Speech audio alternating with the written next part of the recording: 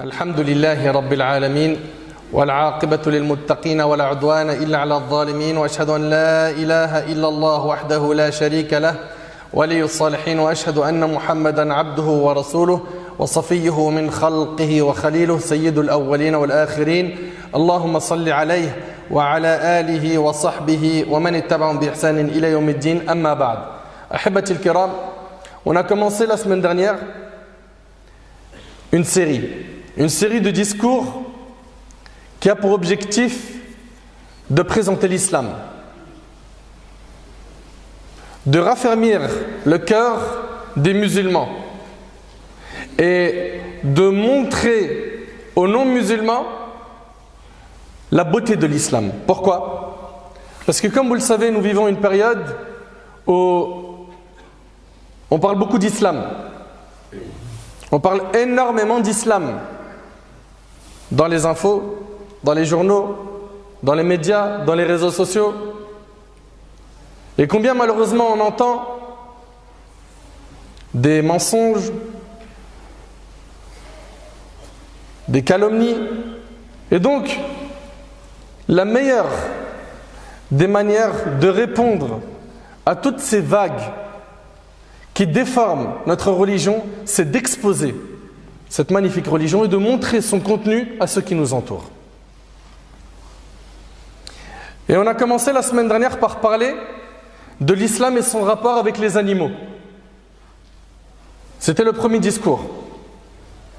Et aujourd'hui, avec l'aide d'Allah, on va voir comment l'islam nous demande de nous comporter envers les humains. Et aujourd'hui, je vais me concentrer sur 3 catégories de personnes. Les personnes âgées, les enfants et les femmes. Puis, dans les prochains discours, Inch'Allah, on traitera de l'islam et son rapport avec les non-musulmans, l'islam et le voisinage et énormément de sujets qui sont très importants. Mes chers frères, mes chères sœurs, l'islam accorde énormément d'importance au bon comportement et au respect. L'islam nous impose de respecter les personnes âgées. Selon Jabir ibn Abdillah, ce compagnon qu'Allah l'agrée, il rapporte que le messager de Dieu, paix sur lui, a dit: celui qui n'est pas clément avec les autres, Dieu ne l'est pas avec lui. Dans un premier temps, on voit quoi? Que celui qui n'est pas clément avec les gens, Dieu n'est pas clément avec lui. Donc quand on vient nous dire votre religion, elle appelle à la haine, etc., et tout ce qu'on entend, ben regardez dans nos sources ce qui est dit. Celui qui n'est pas clément avec les autres, Dieu n'est pas clément avec lui. L'importance des personnes âgées en islam et leur statut particulier a été rapportée dans de nombreux récits et on va en voir quelques-uns. Tout musulman se doit d'être bon envers chacun, mais il doit redoubler de patience et de bonté avec les personnes qui lui sont plus âgées. Gardons à l'esprit qu'un jour, si Dieu le veut, nous serons également des personnes âgées, désireuses d'être entourées de jeunes pleins de bonté. Anas, ce noble compagnon qu'Allah l'agrée, rapporte que le messager de Dieu, paix sur lui, a dit: il n'y a pas un jeune qui honore un vieillard à cause de son âge sans que Dieu ne l'honore lorsqu'il atteint l'âge de la vieillesse. Vous êtes attentifs? Il n'y a pas un jeune qui honore un vieillard à cause de son âge sans que Dieu ne l'honore lorsqu'il atteint l'âge de la vieillesse. C'est rapporté par Tirmidhi. Et Anas ibn Malik, qu'Allah l'agrée, a dit: un vieillard est venu voir le prophète, paix sur lui. Mais les gens présents mirent beaucoup de temps à lui céder le passage. Soyez attentifs et essayez d'imaginer la scène. Les gens qui étaient présents, ils ont mis du temps à lui céder le passage.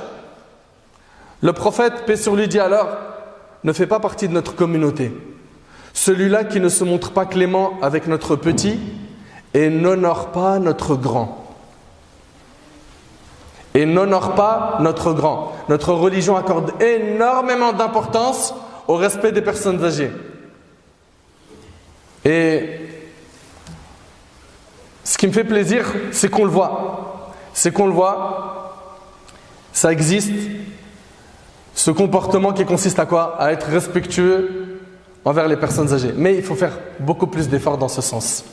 Quand tu es dans les transports en commun et que tu vois une personne âgée qui est debout, peu importe sa couleur, son origine, peu importe sa religion, laisse-lui ta place. Et rappelle-toi que notre prophète, il a dit, paix sur lui, toute bonne action est une aumône. Toute bonne action est une aumône. Je vous pose une question, tenir la porte à quelqu'un, c'est une bonne action ou pas? C'est une aumône. Laisser sa place à quelqu'un dans le bus ou dans le métro, c'est une bonne action ou pas? C'est une aumône. Aider quelqu'un à porter ses courses parce que c'est très lourd, parce que la personne, elle est faible, elle est âgée, c'est une bonne action ou pas? Oui, c'est une aumône. On a la possibilité de gagner énormément de bonnes actions en étant bon envers les gens qui nous entourent. Mais quand je dis les gens, même les animaux.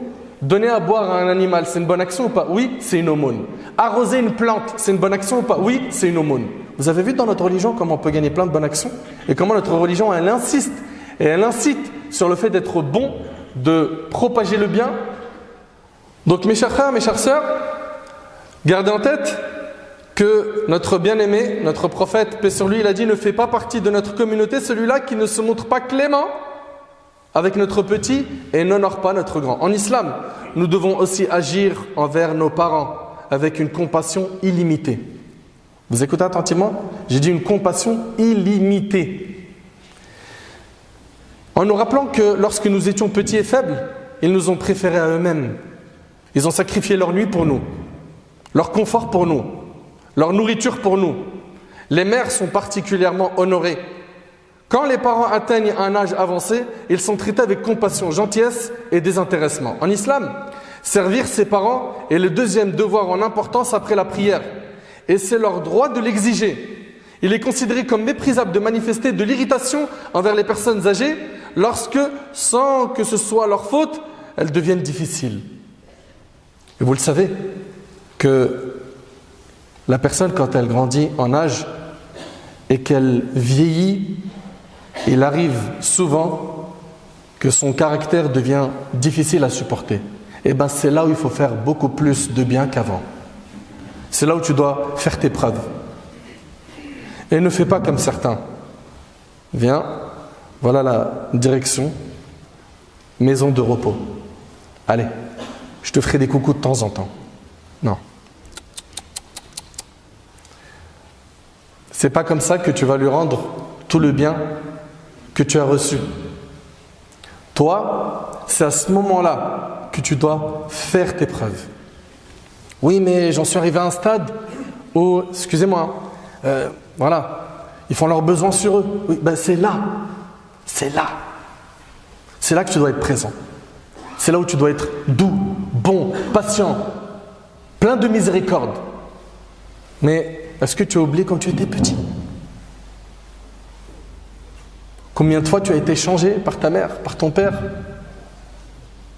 Et ils faisaient ça avec amour. Ils étaient contents. Quand tu mangeais, ils étaient contents. Quand tu faisais tes besoins, chaque moment de ta vie où tu grandissais, tu évoluais, tu commençais à marcher tes premiers mots, ils étaient super contents de te voir évoluer. Et toi, d'un seul coup, tu veux t'en débarrasser? Ça, c'est pas dans notre religion. Cela ne fait pas partie de notre religion. Notre Seigneur nous dit dans le Coran, et ton Seigneur a décrété, n'adorer que lui et marquer de la bonté envers les pères et mères. Si l'un d'eux ou tous deux doivent atteindre la vieillesse auprès de toi, alors ne leur dis point fi. Ça veut dire quoi? Ça veut dire que ton père ou ta mère ou les deux ont atteint la vieillesse, ne leur dis pas juste ça, non, tu n'as pas le droit de le faire. Et ça, c'est un ordre coranique. Voilà à quoi appelle l'islam. Tu vas prendre sur toi. C'est à toi de t'adapter à eux. Tu vas patienter. Si tu vois quelque chose qui te déplaît, c'est dans le dialogue doux et pas dans le bras de fer. Et ne les brusque pas, nous dit notre Seigneur, mais adresse-leur des paroles respectueuses et par miséricorde abaisse pour eux l'aile de l'humilité. Sois humble envers eux. Et dis, ô mon Seigneur, fais-leur à tous deux miséricorde, puisqu'ils m'ont élevé lorsque j'étais tout petit. Le respect dû à la personne âgée consiste à l'écouter attentivement. Vous écoutez? Notamment lorsqu'elle nous prodigue des conseils, à satisfaire ses demandes, à ne pas lui couper la parole, à lui rendre service, à lui consacrer toute forme de respect et à ne pas la blesser par des mots blessants. Voilà ce que dit l'islam concernant les personnes âgées. Concernant les enfants, selon Abu Qatada, que Dieu l'agrée, le messager de Dieu, paix sur lui, a dit « Je me lève pour la prière avec le désir d'y prolonger la lecture. » Écoutez bien, le prophète, c'est l'imam des musulmans. D'accord?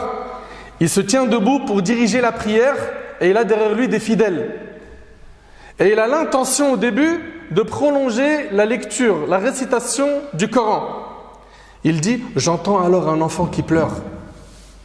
J'entends alors un enfant qui pleure et j'allège ma prière par pitié pour sa mère. » Vous entendez? Est-ce que vous êtes attentif? Il allège la prière, c'est-à-dire quoi? Il avait l'intention de réciter longtemps. Il diminue la récitation, pourquoi? Parce que la mère qui entend son bébé qui pleure, ça lui fait mal au cœur. Donc il se hâte de finir la prière pour que sa maman ne souffre pas des pleurs du bébé. Abu Huraira, qu'Allah l'agrée, a dit, le prophète, paix sur lui, embrassa une fois son petit-fils, Al-Hassan ibn Ali. Il a embrassé son petit-fils. Qui? Notre prophète, Mohammed, paix sur lui. Al-Aqra ibn Habis lui a dit, j'ai 10 enfants et j'en ai jamais embrassé aucun. Il lui a dit, j'ai 10 enfants, j'en ai jamais embrassé un parmi eux. Le messager de Dieu, paix sur lui a dit, celui qui n'est pas miséricordieux ne reçoit lui-même aucune miséricorde.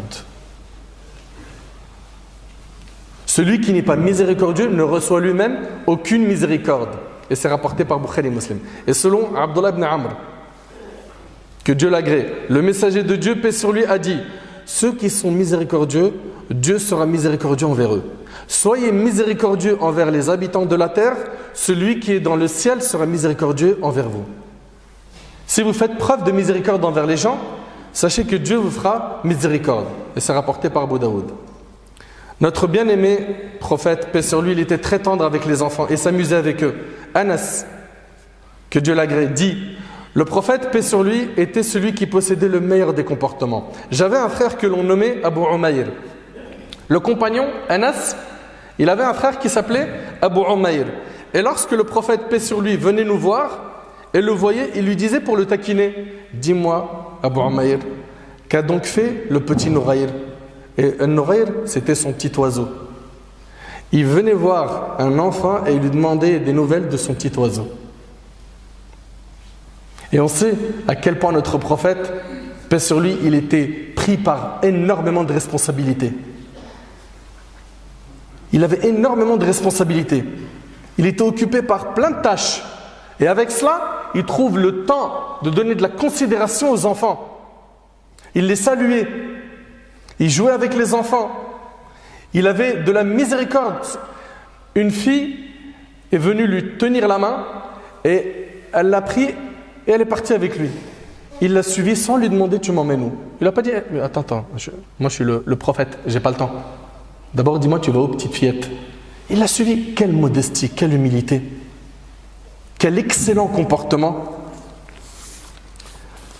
Abu Huraira, que Dieu l'agrée, raconte, j'ai vu de mes yeux et entendu de mes oreilles le messager de Dieu, paix sur lui, prendre la main de Al-Hassan, que Dieu l'agrée, ou Al-Hussein, que Dieu l'agrée, et je crois qu'il s'agissait plutôt d'Al-Hussein. Il lui mit les pieds sur les siens et commença à le hisser sur ses jambes et ses cuisses en disant « Monte, monte mes petits yeux ». Regardez l'amour qu'il a pour son petit-fils. « Monte mes petits yeux ». Ça c'est le prophète de l'islam. En s'exécutant, Al-Hassan ouvrit la bouche, alors le prophète, paix sur lui, l'embrassa puis dit « Seigneur, je l'aime, alors aime-le, et aime celui qui l'aime ». Et c'est rapporté par Al-Bukhari et d'autres. Vous avez vu notre prophète, comment il se comportait avec les enfants?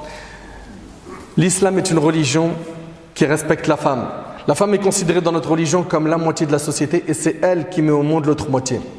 La femme est importante dans notre religion. À un point où notre prophète, il était dans un jour très important et il est en train de faire un discours devant plus de 100 000 compagnons. Et il est en train de donner ses dernières recommandations. Et parmi ces recommandations, il a dit « Craignez Dieu envers les femmes ». Craignez Dieu envers les femmes. Avant de mourir, c'était aussi sa recommandation « Soyez bons envers les femmes ». La femme avant l'islam, comme vous le savez, on ne la considérait pas. Et l'islam a élevé son rang. L'islam l'a honorée. L'islam lui a donné tous les droits qu'elle possède actuellement. On a une sourate qui porte le nom d'une femme. La sourate 19. Sourate Maryam, Marie, la mère de Jésus, Isa. On a une sourate qui s'appelle Sourate An-Nisa, la sourate les femmes, la sourate 4. L'islam a honoré la femme en tant que mère. Selon Abu Huraira, ce compagnon, que Dieu l'agrée, il rapporte, un homme vint chez le messager de Dieu, paix sur lui, et lui a dit « Ô messager de Dieu, quel est celui qui mérite le plus que je lui tienne compagnie? Qui est la personne qui mérite le plus que je lui tienne compagnie ?» Il a dit « Ta mère ». Il dit « Qui encore ?» Il lui a dit « Ta mère ». Il lui a dit « Et qui encore ?» Il lui a dit « Ta mère ». Il lui a dit « Et qui encore ?» Il lui a dit « Ton père ». 3 fois la mère et 1 fois le père. La mère, c'est celle qui a connu la grossesse. La mère, c'est celle qui a connu l'accouchement. La mère, c'est celle qui a connu l'allaitement. La mère, c'est celle qui a sacrifié ses nuits pour le confort de son bébé. La mère, l'importance de la mère. On voit ici que notre prophète, paix sur lui, il parle de la mère en disant 3 fois la mère et 1 fois le père. Après la mère, sachez que la tante a elle aussi une grande place. En effet, la tante maternelle dans notre religion est traitée au même titre que la mère, comme cela ressort de cette parole prophétique, la tante maternelle est comme la mère. Et c'est rapporté par le Bukhari. Donc on vient de voir la femme en tant que mère, en tant que tante, mais également en tant qu'épouse. Notre Seigneur nous dit dans le Coran, et comportez-vous avec elle, c'est-à-dire avec vos épouses, d'une manière bienveillante. Vous entendez ce que le Coran nous demande? Donc quand on entend aujourd'hui qu'il y a de la violence dans les couples, quand on entend qu'il y a un mauvais traitement dans les couples, et attention, des fois il y a de la violence du côté de l'homme, et des fois c'est du côté de la femme. Et des histoires, je peux vous en raconter un. Eh bien, qu'est-ce qu'il nous demande notre Seigneur? C'est de nous comporter avec bienveillance.